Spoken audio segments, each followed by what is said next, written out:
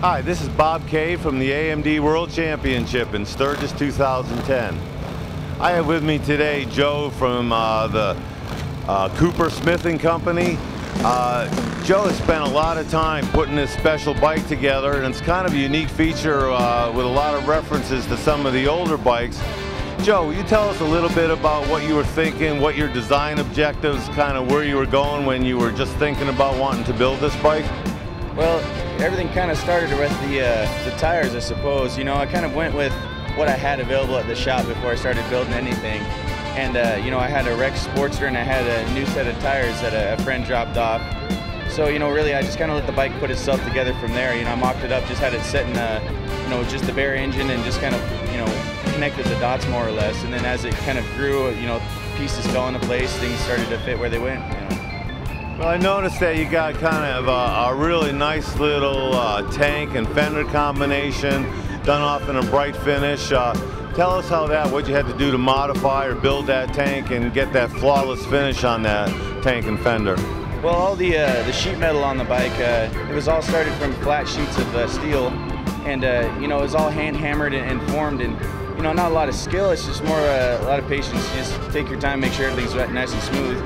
And you know, once it was all formed, it was all welded together, and then you know, had it all polished off, and then it's nickel plated, you know, just to give it a little bit of a softer color than a chrome, you know. And it was one of those things, you know, I had no intentions of nickel plating the thing while I was building it, but you know, once it was all together, you know, I couldn't think of a paint color I liked enough, and I really liked the way the bike looked with the shiny metal on there. I thought I'd just keep it and you know, see how that looked, and it turned out the way it did.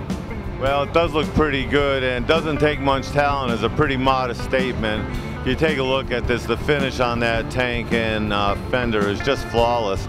Let's talk a little bit about the drivetrain. I know you said you had a Rex Sportster around, and that's the beginning, but make any changes to that engine, or what about the finish? What did it take to do that?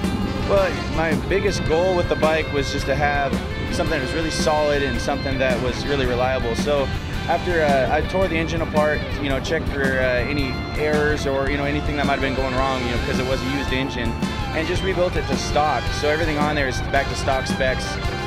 You know, I didn't want to go too crazy with anything, just because, you know, overall goal is a lightweight, reliable bike that's just going to get you where you want to go every time you want to turn the key. So. Well, there's a good example of this modified Harley entry. This is a bike you can bring home, ride where you want to go, and I noticed there's all kinds of neat little features on this, the air cleaner, the execution of the handlebars.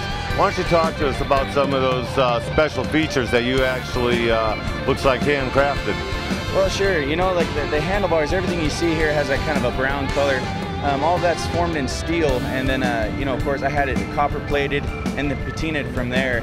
And, you know, I tried to make all the bracketry be the same, so all of it's copper coated, and you know, so it just kind of ties it in from the front to the back.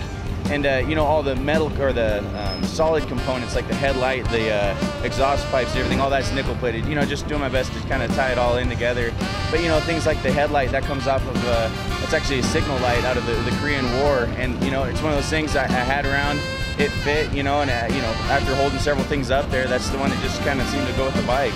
And you know, really, the whole the frame and everything else, all the lines that go with the frame, you know, it's started as a stock Sportster frame, and I cut everything out except for the engine cradle and connected it, made it a hardtail, and then raked out the front end. And you know, it's raked out because the front end has a springer, and I kind of wanted it to handle a little better on the freeway, you know, so it wasn't so bouncy, so I raked it out a little bit. And then, you know, the hardtail, the lines just kind of went where they went, and so it's just a real organic process that you know, I didn't try to think too much about it. I just kind of let it go where it wanted to go, and you know, that's kind of the end result.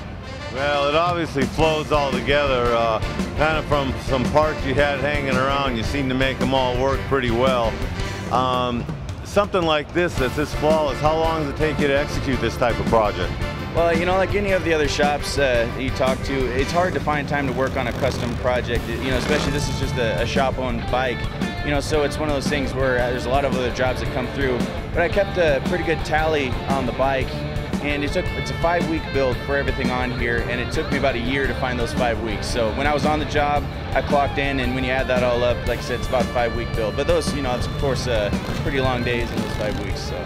Well, I bet you spent a little time thinking about it and trying to go through that pile of parts to find just the right parts, you know. May have been something you had, but I can tell you had a little bit of thought and effort into this. Yeah, you know, there's a lot of things. This bike's gone through several stages before it got to this place. You know, you kind of put something on there for a while, and if it's feeling like it's supposed to go, you know, it stays there. And if it's something a little off, you can just tell, and you remove it, you put something else on. And you know, like I said, I really tried not to overthink it. I just wanted it to look like a bike, and I wanted it to be a solid platform that's gonna, you know, ride every single time I throw my leg over it. Well, it thinks like you've done a pretty good job here. We really appreciate the time and effort. Just a fine example of the modified Harley class at the World Championship. Thanks a lot, Joe. Really appreciate the time you took to be with us today and explain the process you went through. Thanks a lot, Bob. Appreciate it. Second place, modified Harley. Which country will it be? We have entries from 17. Which country do we have in second place, Bob? From Buckley, Washington. Cooper Smith & Company and Joe Cooper with his what a heart this guy has. Come on up, Joe.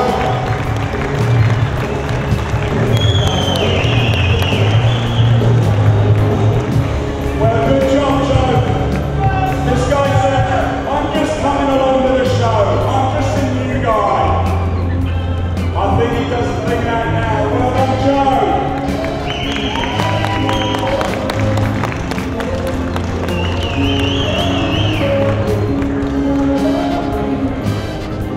Hello, this is Suki, and you're watching the AMD World Championship of Custom Bike Building vidcast. We are sponsored in part by Harley-Davidson Motorcycles, Ride Right Wheels, and Axel Motorcycles products.